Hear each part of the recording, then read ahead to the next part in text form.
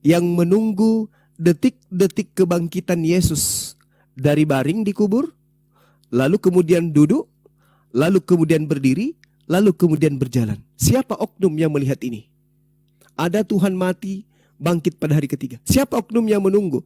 Ingat, andai cerita yang diceritakan oleh gereja itu ada hal yang benar, aku akan bangkit pada hari ketiga, maka sejazirah Yerusalem akan menunggu detik-detik kebangkitan Yesus. Coba kita lihat hari Sabtu, hari Jumat, dedekan semua orang. Semua akan pasang tenda di kuburan Yesus, samping kuburan Yesus. Untuk apa? Untuk menyaksikan kebenaran perkataannya. Hari Sabtu orang sudah mulai, jantungnya mulai semakin kencang. Juk, juk, juk, juk. Begitu malam Ahad, malam Minggu, juk, juk, juk, juk, juk. Aduh, Tuhan kita betul bangkit. Kenapa? Kenapa bangkit? Bayangkan, Lazarus dibangkitkan, berjalan di atas air, air dibuat menjadi anggur, orang buta dibuat melihat, orang lumpuh dibuat berjalan. Coba bayangkan itu. Satu roti dibuat maka orang 5.000 orang makan. Bayangkan itu. Ini orang yang sehebat ini mengatakan, saksikan oleh kalian, aku akan bangkit pada hari ketiga. Maka sejazirah Yerusalem akan menunggu. Pilatus akan turun, Herodes akan turun, kekaisaran Romawi pun mendengarkan kabar ini akan datang dengan berbagai macam kekuatan untuk menyaksikan. Ayo benar ndak Tuhan ini, Yesus ini bangkit pada hari ketiga. Detik demi detik akan mendatangkan ketegangan di antara orang yang ada pada saat itu. Juk juk juk juk juk juk juk. Buk! Tuhan bangkit dari kubur. Mana beritanya di Yerusalem? Siapa yang menunggu detik-detik terjadinya itu? Mana? Mana? Mana? Gak ada. Sepi. Tidak ada orang Yerusalem yang tahu itu. Adanya hanya di Romawi. Hanya ada di gereja-gereja milik orang Eropa cerita-cerita itu. Tapi di tempat kedengaran Gurunda.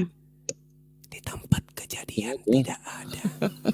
Tidak ada orang yang tahu. Gurunda tidak ada orang yang tahu kejadian yang diceritakan oleh Bible bahwa itu pernah terjadi di tempat mereka. Nggak ada. Bahkan kalau Anda lihai membaca Lukas 24 nomor 36, apa yang dikatakan setelah hari ketiga itu?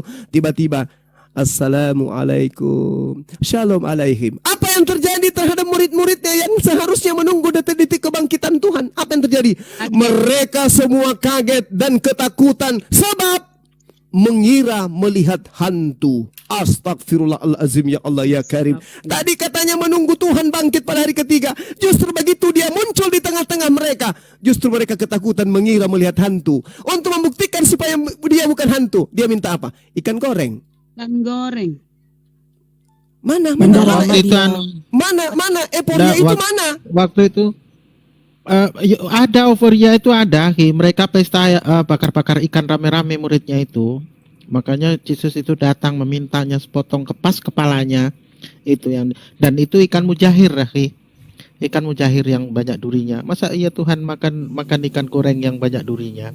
Oke, monggo, takutnya kesedak pula dia. Tapi tolong ya, kalau Bang Juma ngomong jangan dipotong, nanti hilang konsentrasinya. Gimana? Iya, silakan saudaraku Alpa ditanggapi aja langsung. Begitu Anda tanggapi saya langsung diam. Jadi mana euforia itu, mana? Mana kebangkitan hari ketiga? Ternyata pelaku saksi pada saat itu hanya mengira melihat hantu. Ini murid, Bung. Di dalam Lukas 14 nomor 50, semua murid Yesus lari meninggalkan Yesus.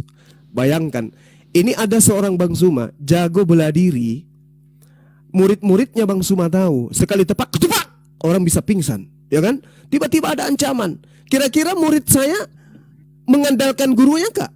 Mengandalkan. Bang Suma dilawan. Murid saya mana mau lari kalau ada penjahat? Gak mungkin. Kenapa? Dia sudah melihat Bang Suma dikeroyok sampai 340 orang, tidak ada satupun yang bisa mengalahkan beliau. Tapi Bang Suma dibawa ke rumah sakit di ICU. Gak ada. Orang semua akan percaya. Murid-murid saya akan percaya. Kenapa? Gurunya dahsyat. Ingat, orang mati dibangkitkan loh. Orang mati dibangkitkan. Kok mereka lari tunggang langgang meninggalkan sang guru? Jadi ini euforia hanya ada di gereja Kristen. Di tempat kelahiran dan kejadian perkara yang dituduhkan oleh gereja, itu ternyata sepi pemberitaan. Terus kalau euforia bulan terbelah gimana? Kalau bulan dengarkan. Kalau bulan terbelah itu, itu adalah yang melakukan, bukan Rasulullah Muhammad sallallahu alaihi wasallam. Bukan beliau yang melakukan. Yang melakukan itu adalah Allah. Ya, tapi ada Allah buktinya enggak? Silakan Anda buka di Google atau apa yang Anda bisa jadikan sebagai acuan untuk menerima itu. Nah, saya juga mengakui kok orang ini. Marius itu retakan tektonik aja sih katanya. Ya, Bukan itu cara untuk menolak kebenaran itu. Silakan aja dengan berbagai macam alibi untuk menolak itu. Silakan, tidak masalah. Bulan tidak terbelah juga tidak merusak akidah Islam, enggak. Tetapi yang pada intinya NASA dan beberapa ilmuwan mengiyakan itu, meskipun berikutnya ada penolakan. Untuk apa menolak? Supaya Rasulullah Muhammad SAW dikaburkan pemberitaan kebenarannya. Selesai. Kalau Anda mengatakan itu adalah sesuatu yang keliru, saya pun bisa bertanya. Di dalam kitabnya orang Yahudi dikatakan matahari pernah berhenti. Apa kira-kira yang terjadi di alam semesta ini kalau matahari pernah berhenti untuk bergerak? Kiamat. Kiamat. Apakah itu betul? Sebentar, berhentinya kan sebentar. Dari mana Anda bisa mengatakan berhentinya sebentar?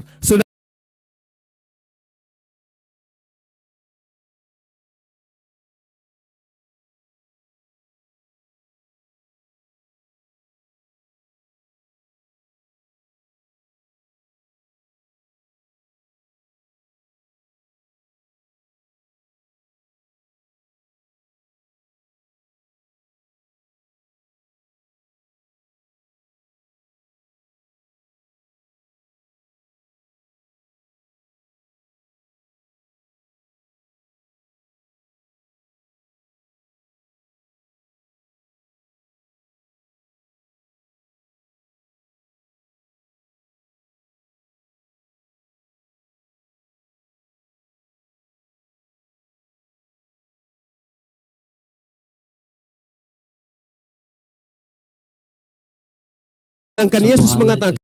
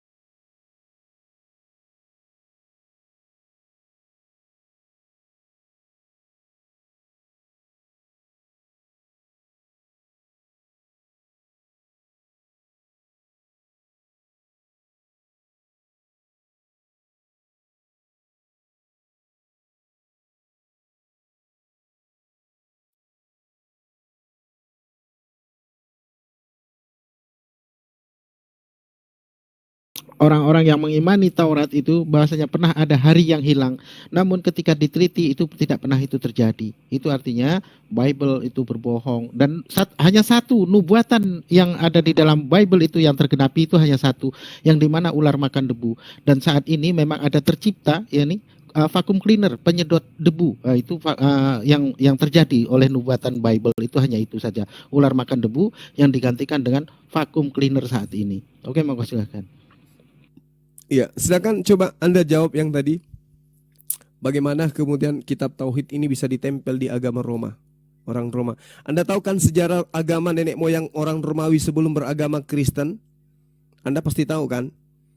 Orang-orang Romawi, orang-orang Yunani sebelum menjadikan agama yang dibentuk oleh Paulus ini sebagai agama resmi ke kerajaan, itu kepercayaan mereka, kepercayaan seperti apa?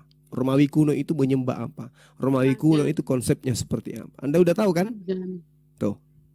Ketika agama ini, agama Kristen ini dijajakan kepada mereka, di mana isi konsep Kristen, doktrin dan dogmanya sama dengan ajaran nenek moyang mereka, mereka seketika berpelukan dengan agama Kristen. Karena tidak bertentangan. Makanya ada konsili. Apa itu konsili? Ada kitab kanonik. Apa itu kitab kanonik? Dan seperti apa proses pengkanonan? Anda pasti tahu kalau Anda belajar.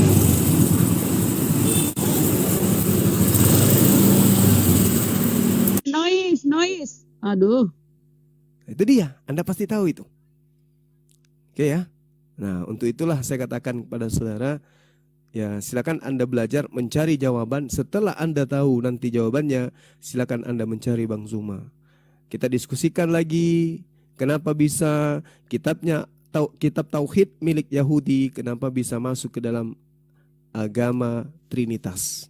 Agama yang sudah dianut oleh paganisme lebih dulu sebelum Kristen itu berdiri menjadi agama resmi Kekaisaran Romawi.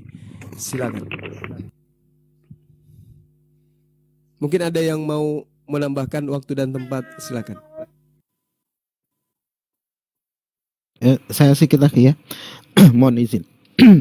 Ini tentang bagaimana Bible ya, yang dimana mereka ini mengambil kitabnya orang Yahudi menjadi sebuah bagian dari kitab suci mereka. Itu adalah dahulunya yang dimana orang-orang Kristen abad pertama itu menyerang orang-orang Yahudi dan menjual orang-orang Yahudi sehingga mengadakan orang-orang Yahudi mengadakan perjanjian. Orang-orang Romawi itu tidak akan menyerang lagi ataupun menjajah lagi untuk orang-orang Yahudi, asalkan mereka dapat memberikan gulungan Torah yang asli untuk diberikan kepada mereka supaya mereka mendapatkan kitab suci sebagai pelengkap perjanjian baru dan untuk menjadikan sebuah nubuatan bagi mereka. Dan itu menurut para ilmuwan juga dahulu, ya para sejarawan juga mengatakan bahwasanya dahulu orang-orang Roma itu sangat berambisi untuk menguasai dunia, sehingga orang-orang Yahudi itu diperalat untuk menjadikan mereka sebagai kuli mereka, karena memang orang-orang Yahudi itu ahli dalam bangunan, ahli dalam arsitektur, maka mereka dipaksa untuk bekerja pada mereka sebagaimana Fir'aun itu memperbudak orang-orang Yahudi, sehingga orang-orang Yahudi kala itu banyak mereka menolak dan mereka mengadakan perjanjian tentang bagaimana perjanjian damai asalkan orang-orang Yahudi itu dapat memberikan kitab gulungan itu kepada orang-orang Romawi, sehingga terciptalah Bible itu sendiri. Itu awal mulanya. Dan tentang, saya sebenarnya tadi pengen naik itu karena ada semangat ya, karena cerita tentang perang-perangan. Kalau sudah cerita perang-perangan, maka orang Kristen saya jamin akan malu dengan isi kitabnya sendiri, dan bagaimana sejarah itu ada ketika orang-orang Kristen pada abad pertama itu membantai orang-orang Yahudi demi merebut kekuasaan dunia untuk melakukan segala hal apa yang mereka mahu dan apa yang mereka ingini.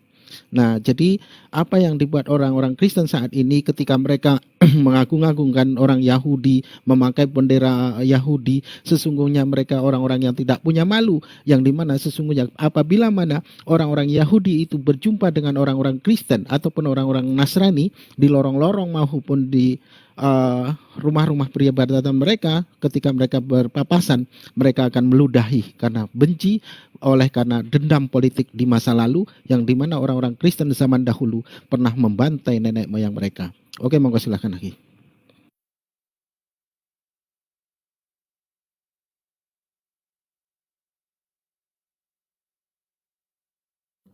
Silakan Alfa tanggapin. Alfa Omega. Ya saya cari dulu dah. Infonya itu benar apa enggak. Oke.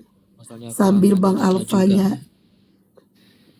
Ya maksudnya enggak sekarang juga, saya cari besok-besoknya. Dari Oh, Romawi, dari kirain. soalnya datanya juga enggak kelihatan. Takutnya narasi liar. Bilang aja bang, mau ada Bang Zuma sini, kau nanya lah tugasnya. Sampai beliau ngantuk. Oke. Teman-teman yang agama Kristen tuh, yang satu itu kosong buat Kristen. Kan Muslim udah banyak di atas. Yang Kristen. Nah, Alfa Omega lagi puyeng dia, puyeng. Karena apa yang dikatakan Bang Juma itu benar. Itu dia, login dia. Ayo, yang teman-teman yang Kristen ya, yang mau diskusi silakan naik. Minta permintaan, typing di bawah agamanya. Jangan berisik kalau naik itu, jangan berisik. Belum. Aku nanya deh. Takutnya. Aku nanya. Ini Alpha Omega kenapa fotonya pakai Yesus yang pelukis Arab? Kenapa nggak yang pakai pelukis Itali? Pelukis Itali. Ya, Iya, kalau Yesus yang versi Arab ini dia coklat ya, nggak putih kulitnya. Ini bukannya sawo matang ya? Coklat. Ya kan setiap ya kan gambar nggak meyakini sepenuhnya sih, cuma mengimajinasikan saja. Nggak meyakini penuh ini Yesus, tapi ya sekedar menghormati gambar. Lah kalau misalnya ternyata orang yang dilukis itu namanya Batistuta gimana? Istuta. Bisa nggak? Boleh nggak sih berdoa kepada Yesus, tapi yang dibayangin Pemain bola. wajahnya Batistuta gimana gitu? Itu gimana pemain tuh? bola itu pemain bolanya ini Argentina. Enggak, Batistuta kan nama yang pasaran zaman 2000-an. Itu gimana, Bre? Coba bayangin. Misalnya lu cinta sama Sulastri, tapi foto di dompet lu fotonya Sarkona gitu. Itu gimana tuh? Sarkona. Sulastri lihat, loh kok kamu simpen foto cewek lain? Enggak, ini maksud saya kamu. Cuma saya kan nggak tahu kamu. Jadi saya membayangkan ya kamu wajahnya seperti ini gitu. Dan dia raba-raba. Ya kan Tuhan tahu, kita nggak tahu. Jadinya Raba-raba sih raba-raba dia jadi ya raba. nggak apa-apa, maaf pemaaf kan Tuhan itu. Iya, Tuhan juga tahu kalian sok tahu jadinya. Gitu nggak sih jadinya? Iya juga. Kok maha pemaaf? Iya juga ya. Iya dia juga. tahu maha Bang Juga Ores, beliau dia tahu sudah ngaku Tuhannya. itu, Aki. Dia tahu. Dia tahu Alhamdulillah. Tuhannya maha. Aduh, dia tahu Tuhannya maha pemaaf. Tetapi kenapa harus mati di tiang salib? Allah Bapa maha pemaaf, kenapa harus mati di Tunggu Bunda Rama. Bunda Rama tunggu. Aku itu kejauhan. Aku pengen yang deket-deket aja dulu. Tadi foto, sekarang nama. Alpha Omega, my brethren. Alpha Omega. Itu abjad bangsa yang mana? Ya, Yunani. Bangsa Yunani. Yesus ketika ngomong, Ya enggak. Iya, I know. Bukan Yunani sih, bukan Yunani. Apa Cuma dong? Kan bahasa Yunani kan bahasa universal. Bahasa Universal. bahasa Inggris gitu ya dipakai. Oh, jadi Yesus merendahkan dirinya menggunakan bahasa Yunani. Ya murid-muridnya yang menulis. Ya, asal agamanya Murid-muridnya. kan dari Roma Indonesia. Yunani, Bang. Murid-muridnya yang nulis pakai. Kan Coba ya kita sekarang kita pakai dipengaruhi konsep ya. bangsa Romawi. Ya. Kita pakai konsep nih. Ya. Nah itu kenapa Tuhan kok bisa dipengaruhi gitu? Itu yang gua bingung. Nah tapi kita ke sini ya, kita ke sini. Yesus Alfa, awal. Yesus Omega, Ya. pertengahan. Maksudnya gimana tuh? Awal tanpa ada yang membuat, awal berdiri yang mengawali segala sesuatu. Akhir dan Dia berasal dari Bapak kok. Dia datang dan berasal dari Bapak. Gimana ini? Iya, secara Yunani gitu. Nah, omeganya itu loh. Omeganya itu kan pertengahan tuh, huruf O. Alpha A, omega O. Aduh, sinyal. Fuck. Unit bener nih netizen. Sinyalnya merah ya? Netizen ini keluarganya Iya kan? Paulus. Ya enggak, alpha A, omega O. Pertengahan tuh. Pertengahan tuh. Kenapa enggak zeta gitu? Zeta. Aduh, sinyal. Netizen keluarga Paulus botak. Ya gitu ya. Dia pakai alfa dan omega. Yesus alfa dan omega yang awal. Nah, Yesus bilang aku datang dan berasal dari Bapa. Iya, Gimana saya tuh, datang Bang? sendiri kan. Ya Dia dikandung 9 bulan loh. Dia dikandung 9 bulan oleh mamahnya, bundanya. Nah, kalau dia dikandung berarti dia dibatasi, bukan dia awal. Berarti dia adalah Allah Bapa lah sumber itu kan. Yesus itu berawal dari kelahirannya dikandung Bunda Maria. Nah, itu kriteria Tuhan nggak tercapai di situ. Dia dibatasi ruang dan dibatasi ruang ya, nggak bisa kemana-mana dalam perut. Bunda Maria ke WC, Tuhanmu ikut ke WC. Bunda Maria ke pasar, Tuhanmu ikut ke pasar, terbatas dia. Padahal Ya, kriteria Tuhan itu tidak dibatasi ruang Maha dan waktu. Pengasih. Gimana? Jadinya dia merendahkan dirinya. Kok merendahkan diri? Kenapa nggak jadi sekalian pengemis? Bu Rahma, mana dalilnya Janganlah Bunda jadi Maria pengemis Kuwait? di lampu merah kalau mau merendahkan diri. Ih, abang ini gimana? Masa Tuhan mau merendahkan diri? Itu namanya Bu konyol, Rahma, Bang. mana Merendahkan dalilnya diri. Bunda Maria ke WC? Ya namanya manusia pasti mau beol toh. Ya ke WC masa di jalan. Gimana sih, Pak? Oh Budi. ya, Bang Alfa Omega, Bang Alfa Omega, menurut Anda apakah Bible itu Belum ada WC Matius, waktu Markus, itu. Lukas, Yohanes itu ditulis pada zaman Yesus ada? Apakah itu yang dibacakan oleh Yesus kala itu? Ya enggak, saya tahu Oh. itu bukan yang dibacakan Yesus. Kan Yesus menyertakan murid-muridnya. Mm-mm. Terus itu ditulis pada abad berapa? Oleh sambung tadi itu kenapa di mute bang? Jaringan kah? Ya setelah Yesus itu. Enggak, lanjut aja Setelah dulu, Yesus mati, gantian, setelah gantian. Yesus mati, setelah Yesus dinaikkan Nah, Allah itu tadi ke tuh surga. Bapak, lanjut aja bang. Alfa dan Omega.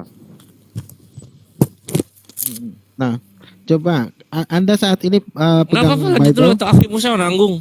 Oh ya, Aki, silakan. Bang, itu kan Yesus berkata Enggak, Aki Musa lanjut atau? itu Tanggung. Yesus Oh berkata iya, bukan dari diri ya. sendiri loh. Bang Kores lanjut Aki. Yesus Ya, aku saya berkata saya bukan selesaikan dari dulu diri ya. sendiri. Apakah Bahkan Anda saat ini ini adalah firman Bapa pegang yang Bible, Bro? Enggak. Bagaimana kalau itu perkataan firman Bapak itu? Tidak ya. Lalu Anda mau tahu kapan apakah perkataan Bible itu firman benar-benar adalah firman Tuhan yang yang dibacakan oleh Yesus atau yang disampaikan Yesus pada saat itu? Coba Anda buka Matius 28 nomor 15. Di Ya, situ masalahnya Anda akan gini, mengetahui. Bang. Kalau misalkan akulah Alfa dan Omega, akulah yang awal dan yang akhir.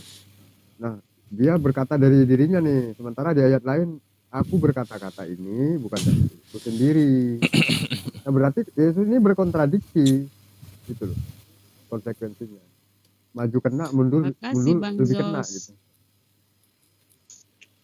Coba Akhi Slayer kan analisanya itu tajam. Kalau menurut Akhi Slayer gimana ini tentang Matius 28 nomor 15? Coba antum bacakan, antum analisa dulu sedikit biar Kristen ini paham. Matius berapa? Matius berapa? Matius 28 nomor 15. 28:15. Mereka menerima uang itu dan berbuat seperti yang dipesankan kepada mereka. Alhamdulillah. Dan cerita ini tersiar di antara orang Yahudi sampai sekarang ini. Apa tuh? Mana tuh? Sampai tersiar kabar ini sampai tersiar kabar sampai sekarang ini. Itu artinya apa yang tertulis di dalam Matius ini bukanlah perkataan Yesus dan bukan pada zaman Yesus ini disampaikan itu. Jadi kesimpulan akhirnya bahwasanya Bible itu murni karangan tangan manusia yang dimana di dalam otaknya itu ada Kita gantian aja lah, Bang. Itu kan perikopnya kalau nggak salah itu ya Mahkamah Agung. Kebangkitan. Waktu Yesus Ya, tentang kebangkitan. Iya, kebangkitan. Tentang kebangkitan. Nah, tentang kebangkitan itu sendiri, tentang kebangkitan itu sendiri pun kontradiksi antara Markus, Matius, Yohanes. Itu pun kontradiksi. Yang dimana di dalam Yohanes itu di sana disampaikan, dikatakan bahasanya setelah Yesus itu mati dan dikuburkan ke dalam goa itu, Maria Magdalena itu pergi sendirian dan hari masih gelap gulita dan tidak sampai masuk ke dalamnya. Namun berbeda ketika kita baca di dalam Markus, di sana disampaikan bahwasanya Maria Magdalena itu pergi berombongan. Satu kampungan dia pergi ke sana dan sampai masuk ke dalam. Nah, ketika di dalam Matius ini berbeda lagi ceritanya. Bahwasanya ketika Maria Magdalena itu pergi ke sana ke kubur Yesus, itu terjadilah gempa bumi. Yang dimana malaikat itu seperti petir, kakinya seperti Waktu api. disalib ya. Salib Tidak, Bapak Budi. tidak Uti. Ini seusai penyaliban. Ini sudah di kuburan dan yang dikisahkan di sini seusai kebangkitan. Bahkan cenderung malaikat di sini berbohong. Ketika malaikat itu berkata bahwasanya dia sudah pergi, bahwasanya Yesus orang Nazaret yang disalibkan itu sudah pergi ke Galilea. Namun ternyata setelah murid-muridnya itu pergi dari kubur itu dan hendak melakukan perjalanan ke Galilea, baru saja dia keluar dari kubur ternyata Yesus itu ada di situ. Itu. Jadi tentang apa yang disampaikan oleh Bible ini antara Markus, Lukas, Yohanes ini tidak sinkron satu dengan yang lain, yang dimana dari ketiganya ini mengesahkan perihal yang sama. Jikalalah ini adalah firman Tuhan, ataupun orang-orang yang menuliskan Bible ini adalah orang-orang yang dengan penuh Roh Kudus lalu mendapatkan bimbingan Roh Kudus dengan menuliskan ayat-ayat ini, maka Roh Kudusnya mungkin tengah linglung. Karena menurut orang Kristen itu sendiri bahasanya Roh Kudus itu hanya ada satu, ya. Lalu ketiga-tiganya ini mendapatkan bimbingan Roh Kudus, namun berbeda ketika mereka mengesahkan dan menuliskan tentang bagaimana sejarah itu pernah ada. Itu. Belum lagi ayat-ayat yang lain ketika Yesus itu disalibkan, antara Lukas, Markus, Yohanes juga berbeda mengesahkannya, di mana Yesus itu disalibkannya kata Markus jam 9, namun kata Yohanes katanya jam 3, terus kata Matius itu jam berapa itu ya, lupa saya. Tapi yang jelas disitulah mereka ketika dikata mereka ini adalah saksi mata kala itu, namun ketika menceritakan perihal tentang peristiwa bagaimana Yesus itu disalib itu pun simpang siur. Maka benarlah apa yang disampaikan Al-Quran, sesungguhnya di dalam di antara mereka itu ada keraguan-raguan, dan Yesus tidaklah pernah disalibkan ataupun dibunuh oleh mereka dalam keraguan-raguan. Itu benar adanya. Kalaulah memang Yesus itu dipaksakan, dialah yang tersalibkan di kayu salib itu, maka dia akan menjadi seorang pembohong. Itu karena Yesus sendiri berkata bahwasanya dia tidak akan pernah ditinggalkan oleh yang mengutusnya. Dia akan tetap dilindungi oleh sang pengutusnya. Namun di sini dia berteriak dengan suara nyaring, orang yang digantung di pohon itu dengan suara nyaring, Allahku, Allahku, mengapa engkau tinggalkan aku? Itu artinya apa yang disampaikan oleh Bible Yesus itu. Kemanusiaannya Yesus. Oh, jadi yang ditinggalkan kemanusiaan ya. Ya dia lupa gitu kalau Oke lah, dia Aki itu Selayar, kalau sudah bakal kemanusiaannya saya nyerah. Aki silahkan Ya, Aki. aku ganti Oke. aku. soalnya kan Iya, ada aku Ya udah Pak Mudir ya, silakan. Ya. fakta Dikit, sejarahnya dikit, ada yang dikit. disalib di Satu abad menit. ke-1. 1 menit ya. Oke, yang disalib kemanusiaannya ya Bang ya. Kalau bisa Bang Kores di sini, lanjut. Kemanusiaan yang disalib ya Bang ya. Ya, Bang soalnya Alfa. ada fakta sejarahnya abad ke-1 dia disalib. Halo. Ya, oke. Silakan. Kalau silakan. kemanusiaan yang disalib berarti yang nebus dosa manusianya, bukan Tuhan ya. Ya Bang. Cepat Bang, aku cuma punya waktu 1 menit. Ya oke. Nah kalau manusia yang nebus dosa berarti sudah terjalar oleh dosa waris Adam. Ingat kata Paulus ya. Oleh karena ketidaktaatan seorang maka semua manusia jatuh ke dalam dosa. Ini kata Paulus di Roma ya. Nah karena Yesus kamu bilang manusia yang mati berarti yang nebus dosamu itu manusia.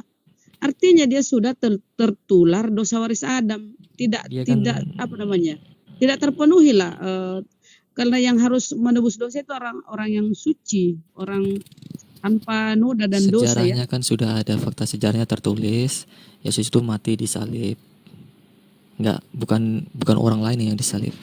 Iya, bukan orang lain tapi Sejarahnya manusia bukan kedagingan. dari kitab sucinya. Kedagingan, Bang, kedagingan yang mati tuh berarti manusia yang mati. Sementara yang kau imani itu Tuhan yang mati. Kalau manusia yang mati ya Tuhan sudah mati. terpenuhi Tuhan dosa mati warisnya di menebus situ. Dosa, ngapa? Karena dia merendahkan dirinya. Kau bilang tadi manusia yang mati, ilahinya nggak bisa, ilahi kan nggak bisa mati. Makanya tadi itu dia memanggilkan ilahinya keluar dulu jalan-jalan. Bukan, maksud saya itu meninggalkan aku. fakta sejarahnya tertulis yang ada yang mati pada abad pertama. Ditulis Flavius Saya tidak Josephus. berbicara sejarah, saya berbicara yang mati. Ya kalau bukan fakta Yang mati sejarah sih ya tersalib bagaimana ini harus mempercayai kitab kedagingan. suci. Kalau di Al-Quran Yesus nggak disalib.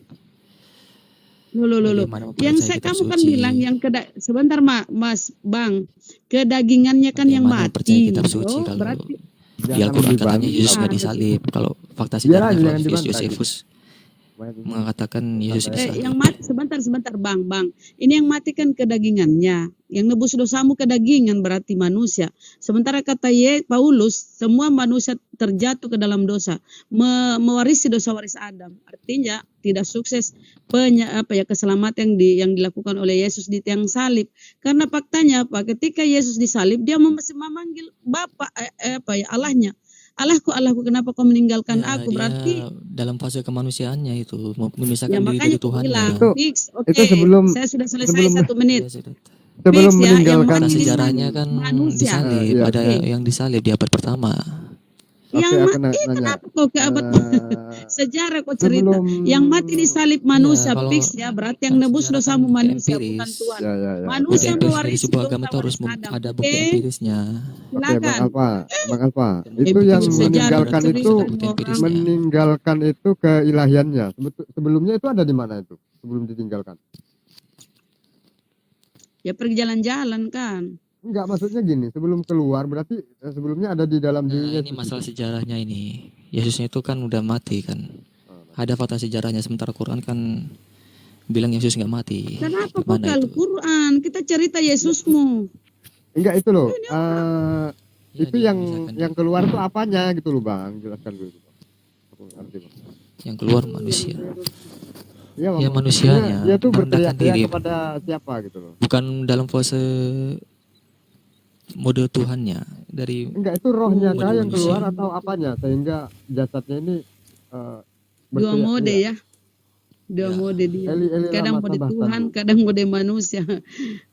On off. Iya, on biar dan aja off, dulu ya, lama on, biar off. enggak biar nanggapin saya.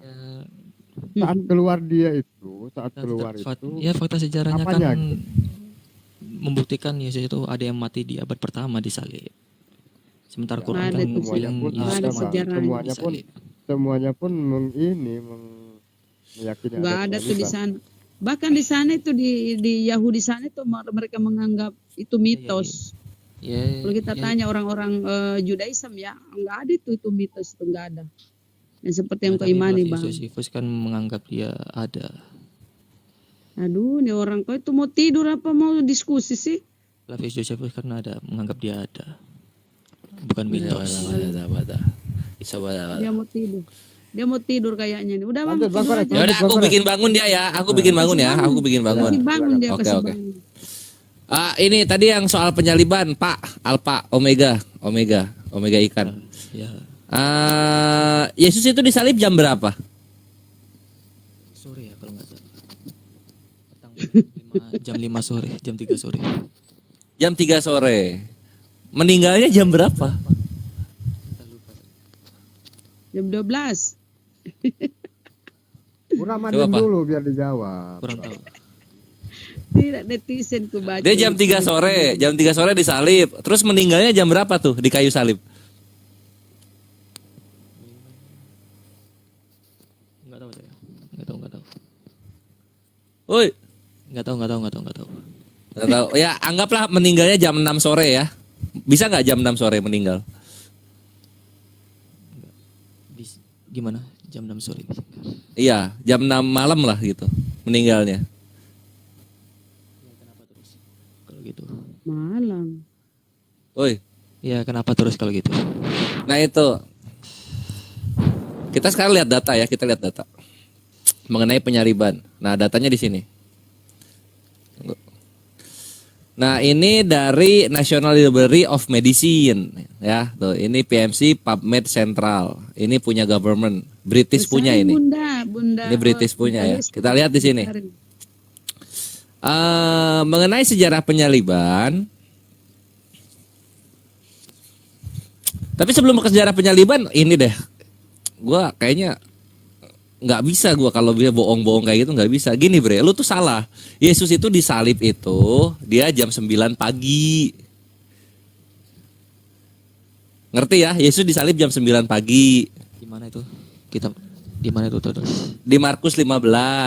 Aduh, dia nggak tahu. Markus 15 nomor 25. Hari jam 9 ketika dia disalibkan. Tuh, itu hari jam 9. Ketika dia disalibkan gitu. Lalu kemudian meninggalnya kapan? aduh salah. Meninggalnya itu jam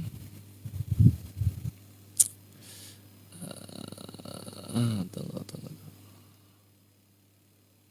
Nah, meninggalnya itu kalau di Matius kira-kira mulai dari jam 12 ini, kira-kira jam 3 berserulah Yesus dengan suara nyaring.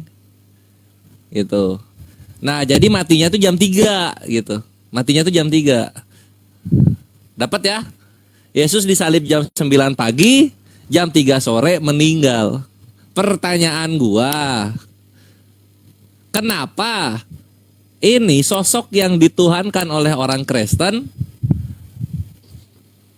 ketahanan tubuhnya di bawah standar manusia?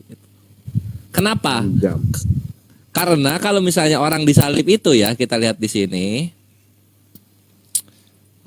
Nah ini. Yang tadi data yang tadi lihat di sini. Korban yang disalib dengan posisi kepala di atas bisa menghabiskan beberapa hari di atas kayu salib sebelum mereka mati.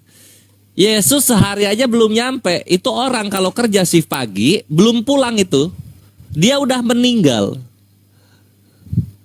Itu kenapa tuh? Kok bisa selemah itu Tuhannya Kristen? Ini tambahan lagi ya Pak ya, tambahan lagi ya. Coba kalau Yesus disalibnya beberapa hari gitu, 4 sampai 5 hari gitu. Jago dia kalau bangkit lagi. Ini berhubung disalibnya cuma bentar doang, lalu nggak dipatahin kakinya, terus nggak dicaplok-caplokin juga mayatnya oleh binatang-binatang buas. Ya itu mah bukan mati ya, itu namanya pingsan. Pingsan itu namanya itu. Iya gitu, karena Yesus itu termasuk korban penyaliban yang paling manja. Orang disalib itu harian, kakinya dipatahin, mayatnya dikasih ke binatang. Itu korban penyaliban tuh kayak gitu. Ini Yesus kok dimanja sekali nih. Gitu. Silakan. Ya kan dia merendahkan dirinya kan. Sengaja merendahkan dirinya. Aduh, asik merendahkan diri Iya. aja jawabannya. Nggak apa-apa. Nah, dia saking merendahkan dirinya, jadi 6 jam disalib meninggal. Kecewa gue. Kalau gue misalnya menggunakan perspektif kekristenan, gue kecewa sama Tuhan ini gitu. Lu apaan sih? Seenggaknya lu mati itu 2 minggu, 3 tahun, kayak 10 tahun baru mati di kayu salib. Ini cuma jam 9 pagi disalib. Jam 3 sore meninggal. Cepat menebus dosa. Diturunin gitu loh. Supaya cepat menebus dosa. Ngapain cepet-cepet? Menebus dosanya biar cepat. Kan minum racun dia kan, minum racun anggur asam. Ngapain cepet-cepet? Kenapa mesti buru-buru? Kenapa? Ya karena umur orang gak ada yang tahu dia kan. Iya, kenapa mesti Dia buru-buru harus gitu? menebus dosa biar. Nah itu ya, itu perkaranya. Sekarang kita nih beruntun nih. Sekarang kita lihat efek domino yang terjadi ya. Tadi lu bilang cepet-cepet supaya nebus dosanya cepet-cepet. Kalau supaya nebus dosanya cepet-cepet, kenapa nggak turun di zaman Adam aja? Adam nih. Oh Adam, penyebab dosa waris. Oke gitu. Yesus turun. Teng. Tenang Adam. Saya Yesus. Kamu berdosa? Saya yang nebus. Asik. Gitu kan. Langsung disalib lah dia di zaman Adam gitu. Kalau pengen main cepet-cepetan kayak gitu bre. Harusnya. Ngapain nunggu 4.000 tahun dulu baru dia disalib? Bukan, Res. Ngapain dia lari dulu ke Taman Getsemani itu? Salah itu apa namanya? Yang gitu-gitu aku nggak ini. Iya, seharusnya langsung aja gitu loh. Nggak usah pakai lari dulu gitu. Nah itu masih jauh lagi gitu. Sekarang kan gini, kalau dalam kekristenan kan dosa waris disebabkan Adam berdosa gitu. Ya kalau Adam berdosa disalib zaman Adam lah. Ngapain zaman Yohanes? Masalahnya ibunya belum diciptakan, Res. Gimana sih? Ya nggak banyak kan ibu-ibu di zaman Adam, banyak loh. Susah amat. Coba Ya, Pak, itu silakan cuma Pak. Maria. Silakan Pak. Ya saya cari sendiri nanti lah. Itu datanya di mana itu? Kok bisa Yesus itu bisa enggak? Apa? Data yang tadi tuh. Yang apa ya? Saya mau cek yang tadi tuh. Bener apa enggak itu? Datanya Yang mana? available apa enggak? Oh itu enggak lah, Kores mah selalu jujur dalam data. Gimana kita mau mantap di dalam Islam kalau kita datanya berbohong kan gitu? Nanti cek di sini bre, judulnya ini. Medical Theories on the Cause of Death in Crucifixion. Nanti keluarnya di sini ncbi.nlm.nis.nih.government. Lihat website gua pakainya government, bukan blogspot atau WordPress. Website gua nih. Di situ. Jadi nanti kita lihat di sini lagi nih Alpha Omega. Kita belajar ya, kita belajar ya. Karena ada beberapa orang Kristen, ada beberapa orang Kristen yang menjawab, ya kenapa sebentar? Karena Yesus sudah disiksa sebelum disalib gitu. Lah, memang yang disalib orang-orang lain ditaruh di hotel dulu gitu, diulang tahunin, dikasih istri dulu? Enggak, sama aja. Nih lihat ya di sini. Nah nih, in Roman times, gue langsung bahasa Indonesianya aja ya, gue terjemahkan. Di masa-masa Roma, awal mula yang biasa dalam penyaliban maksudnya adalah dicambuk di bagian punggung, di bagian pantat dan kaki dengan flagrum. Apa itu flagrum? Flagrum adalah cambuk pendek yang ujungnya diisi dengan benda-benda tajam. Gitu. Ini maksudnya semua. Korban diwajibkan membawa salib mereka ke tempat eksekusi di luar tembok kota. Berat dari salibnya itu bervariasi tergantung daerah dan juga jenis kayu yang digunakan. Ketika sampai di tempat penyaliban, maka tangan dan kaki dari tahanan tersebut akan dipaskan di salibnya. Entah itu pakai entah itu pakai kayu atau pakai cord itu kayak semacam apa ya? Tali yang berduri gitu. Lalu kemudian salib diberdirikan dengan jarak yang ditentukan. Kalau disalibnya kepala di atas, maka korban akan dikasih apa nih? Dikasih kursi kecil. Jadi ada ganjilan gitu buat pantatnya. Ini dipercaya untuk memperpanjang waktu dia sebelum mati. Korban yang disalib dengan posisi kepala di atas akan menghabiskan waktu beberapa hari di kayu salib sebelum mereka modiar gitu. Jadi jangan ini gitu, jangan ngedramatisir apa yang dirasakan Yesus karena semua korban penyaliban merasakan hal yang sama gitu. Ya. Sehingga pertanyaannya kembali lagi. Kalau orang-orang biasa yang nggak ada Roh Kudus, nggak ada Roh Allah, nggak ada 100% Tuhan di dalam badannya, bisa tahan berhari-hari dengan prosesi penyaliban, kenapa Yesus yang dituhankan orang Kristen di bawah standar manusia rata-rata? Dia disalib jam 9 pagi, jam 3 sore meninggal. Jam 6 udah diturunin, manja sekali ini. Jangan dibilang bangkit kalau kayak gini. Karena cuma sebentar di kayu salibnya. Kalau mau disalib itu 4 tahun, 10 tahun, 3 kali bulan purnama, baru turun. Itu terus bangkit. Tuhan kalau kayak gitu. Karena kalau kita manusia modern sekarang aja disalib nih ya, tangannya dipaku, dak, kaki dipaku, dak. Enggak mati 1 hari bre, enggak mati serius. Mau dicambukin dulu, dipukulin dulu gitu, enggak mati. Karena memang penyaliban itu fungsinya apa? Fungsinya itu memperpanjang penyiksaan kepada tahanan sebelum mereka mati. Kan gitu. Gitu loh kawanku. Jadi datanya yang tadi ya. Siapa? Alpha Omega itu. Semoga banyak ilmu. Iya, yang tunggu. Boleh aku nanya Bang Hienas. Alfa atau Hienas. Ini. atau Gurunda udah mau ini? Aku tanya Bang Alpa ya. Nah. Bang, tunggu dikit lagi, Bun, dikit lagi. Lanjut. Ada banyak there has been just one arkeologi. Hanya ada satu bukti arkeologikal dari kasus penyaliban yang dipublikasikan untuk pengetahuan kita. Kasus-kasus tersebut jarang dan banyak orang-orang yang disalib tidak dikubur secara formal, tapi ditaruh di tempat sampah untuk dimakan anjing liar dan hiena. Nah, mantap. Mantap. Yesus itu nggak begini dia. Itu sejabat pertama. Iya iya deh. Ini dari abad ke sini, Bre, kalau lu pengen tahu. Penyaliban itu metodenya sudah nggak ada. berubah-berubah. Metodenya nggak berubah-berubah gitu. Metodenya nggak berubah-berubah. Kalau penyaliban begitu, karena penyaliban itu ingin memberikan efek jera untuk orang-orang yang melanggar hukum-hukum Roma. Itu para apa ya? Agitator dari hukum Roma, yaitu penyaliban. Roma itu punya dua jenis yang dikenal, itu punya dua.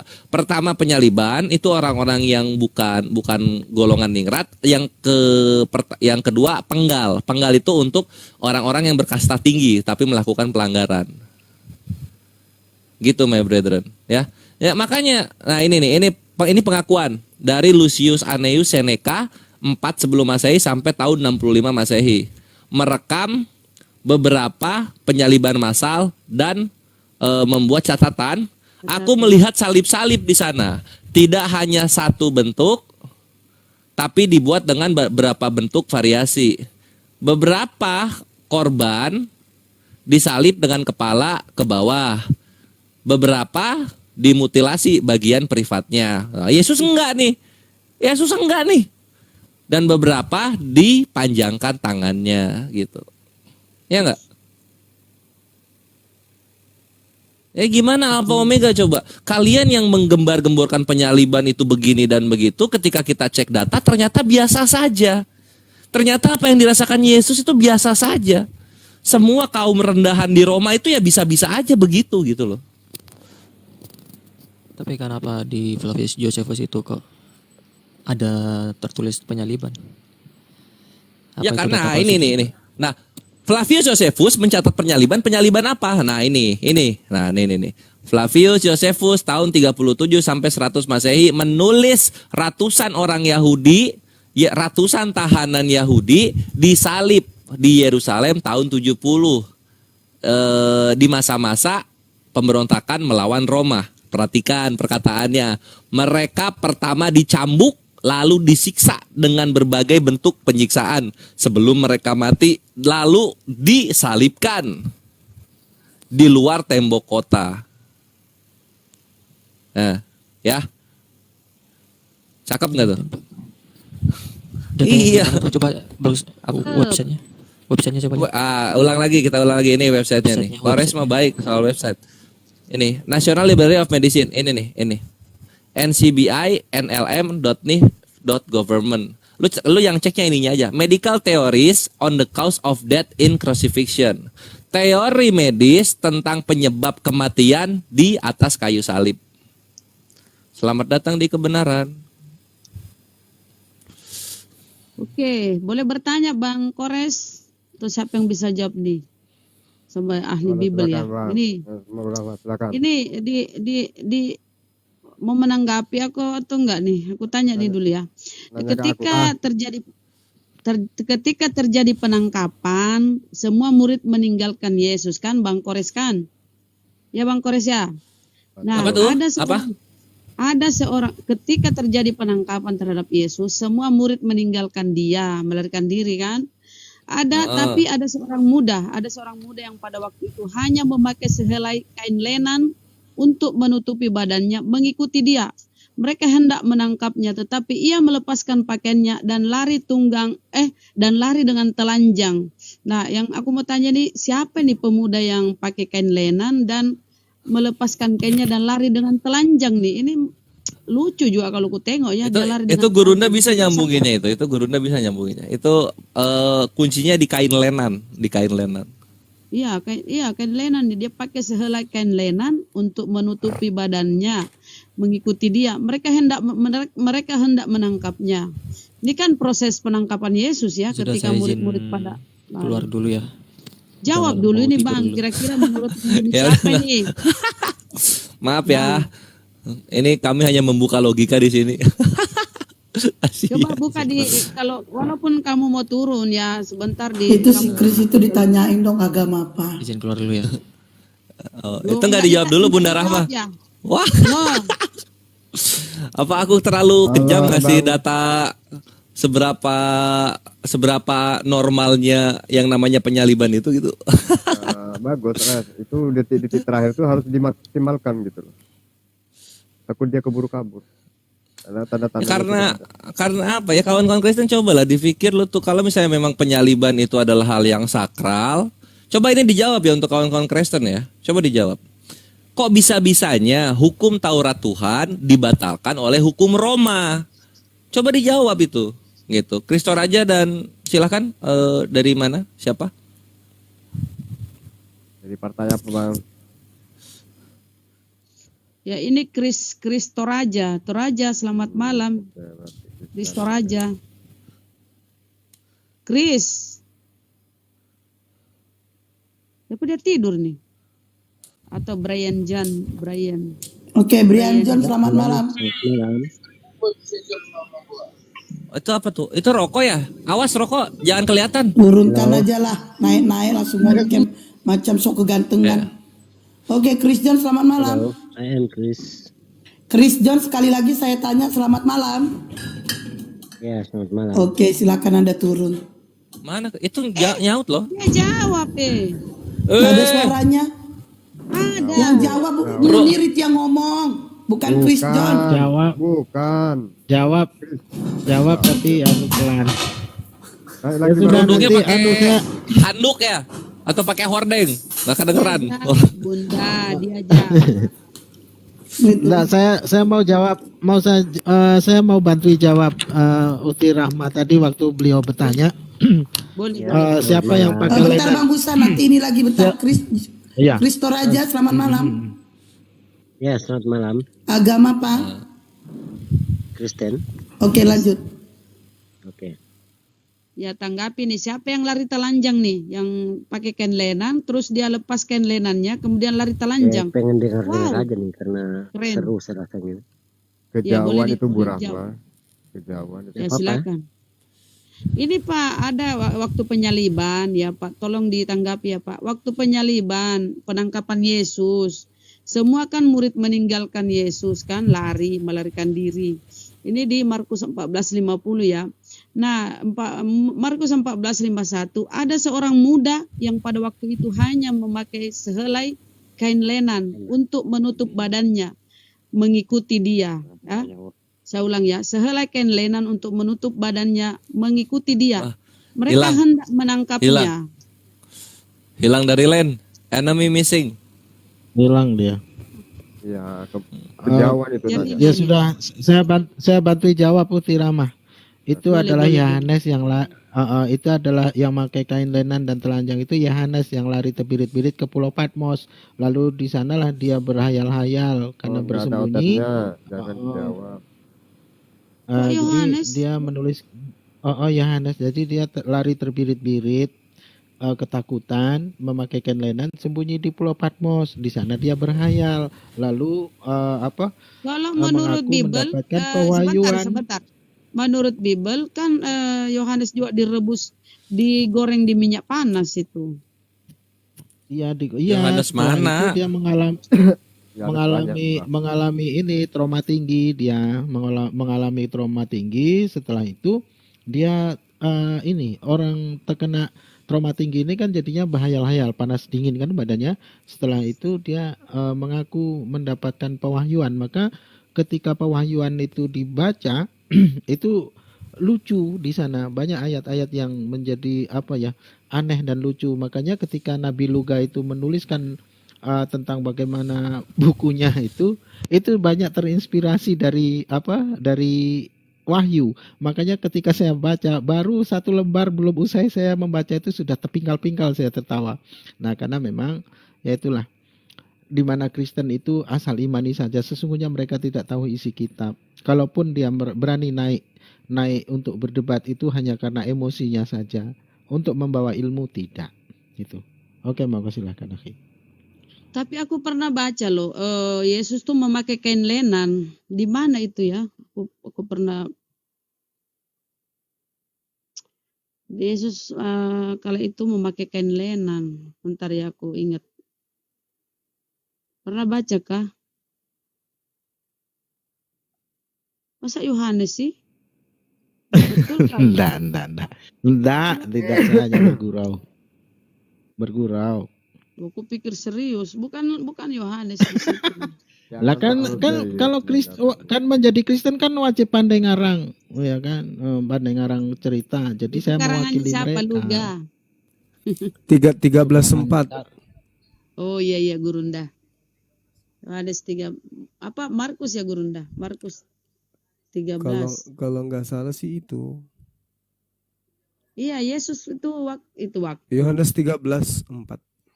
Oh, Yohanes. Terima kasih, Gurunda.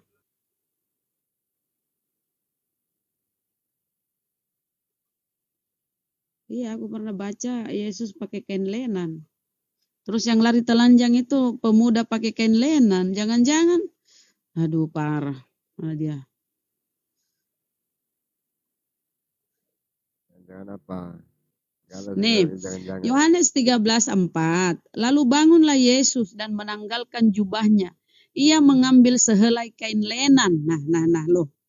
Ia mengambil sehelai kain lenan dan mengikatkannya pada pinggangnya. Aduh, yang kabur ini laki-laki loh. Kemudian dia hanya memakai kain lenan, sehelai kain lenan. Dia menanggalkan kain lenan tersebut kemudian lari telanjang. Waduh, ini belum terpecahkan loh sampai sekarang, saudara. Siapa yang lari telanjang ini? Kira-kira nampak tidak itu waktu dia lari telanjang, nampak tidak biji salaknya, akhi? Apa Uti? Saya enggak ke situ ya, saudara. Ketawa.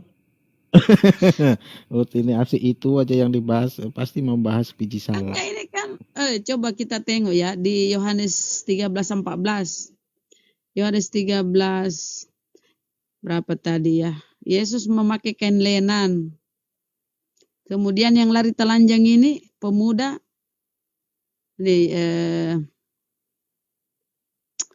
yang hanya memakai kain lenan. Kemudian dia lepas kain lenannya lalu lihat lari telanjang.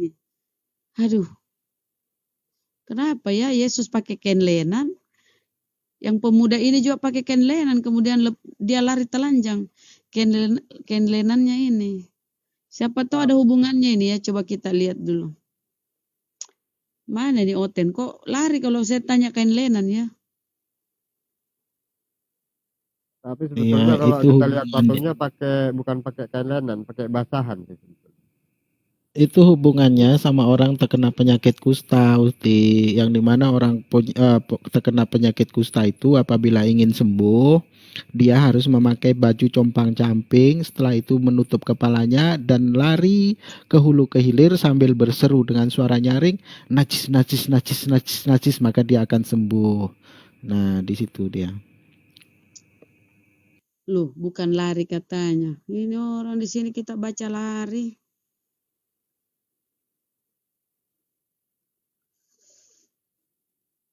Ini sebelum terjadi penyaliban loh.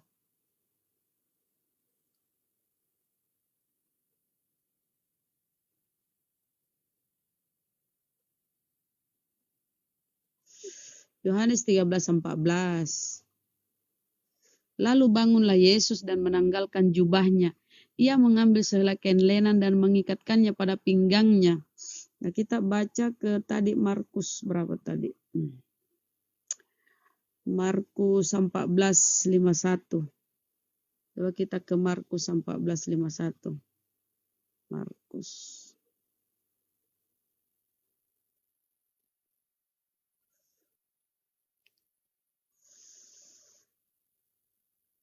Lalu semua murid itu meninggalkan dia dan melarikan diri. Ketika Yesus ditangkap ya. Lalu semua murid itu meninggalkan dia dan melarikan diri. Ada seorang muda yang pada waktu itu hanya memakai sehelai kain lenan untuk menutup badannya, mengikuti dia. Mereka hendak menangkapnya, tetapi ia melepaskan kainnya dan lari dengan telanjang. Yang saya tanya nih, siapa ini laki-laki pemuda ini yang lari? Kok kalau nggak penting, kenapa ditulis dalam Bible? Kalau ini seseorang ini nggak penting. Kenapa mesti diceritain di dalam Bible? Kalau baca komen-komennya nanti lucu-lucu nih, Uti. Nggak lucu ah. Ya kalau menurut kalian tidak lucu ya wajar. Itu kan kitab suci kalian. Tapi kalau walaupun itu kitab suci kalian lalu kalian menganggap lucu, pasti kalian akan login gitu. Masa iya ada kitab suci lucu? Masa iya ada kitab suci Tuhan berfirman kira-kira? Lucu. Ya menurutku sih kalau nggak penting ini ya, sesuatu yang nggak penting, kenapa ada di Biblenya gitu loh? Kenapa penulis ini memasukkannya dalam sebuah kitab suci? Kalau mereka bilang kitab suci ya, padahal Bible. Tetapi ia melepaskan kainnya dan lari dengan telanjang. Aduh, ampun.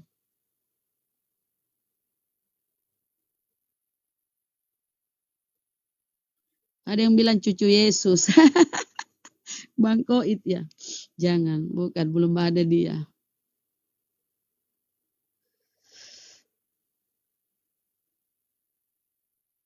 Dan kenapa murid-murid pada lari ya? Harusnya dia akan mensupport Yesus ya.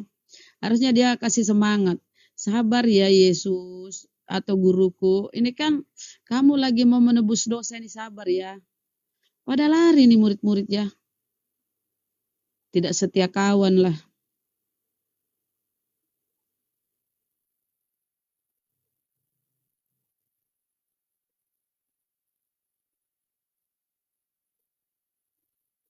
Nah, itulah yang dicontohkan oleh debater-debater Kristen. Kalau udah ini lari, kan muridnya lari juga. Iya, semua kabur. Bang Juma tadi habis berapa domba itu? Ada 5 ya mungkin ya. Dari sore tadi. Banyak domba yang Kalau 6, kalau nggak salah 6 itu. jalan satu-satunya supaya mereka nggak malu ya kabur. Akun habisnya tadi 4 Brunda. Dan lagi kalau dia Terus Tuhan Tuhan ini yang habisin bangkit ini otet Tuhan. 6. Harusnya gua ini batu di pintu gua ini nggak usah nggak usah dibuka. Harusnya kalau Tuhan kan langsung cereng, ya kan? Langsung nongol di luar gua kan. Kenapa mesti batu itu diguling, terbuka toh? Sudah ada yang buka ini batu penutup gua itu kan. Nah kalau dia Tuhan yang bangkit ini Tuhan, nggak usah lah batu-batu itu ada yang terguling dari tempatnya. Harusnya kan ya kayak apa ya, kalau Tuhan kan nggak usah pakai buka-buka batu segala, penutup gua, macam-macam lah ceritanya ini. Nggak ada lagi oteng ya, oteng karesteng. Kita tunggu aja, Bon. Nanti besok saya tanya sama Oten nih, siapa itu kira-kira yang lari telanjang ya? Saya Mereka kira-kira nggak bakal siapa? jawab. Hah? Nggak mungkin jawab mereka. Iya itu misteri loh. Misteri, nanti saya angkat kalau saya buka Komal besok. Misteri laki-laki telanjang, bukan, jangan laki-laki telanjang. Parno, misteri kain lenan. Oke, besok aku angkat judul. Misteri kain lenan.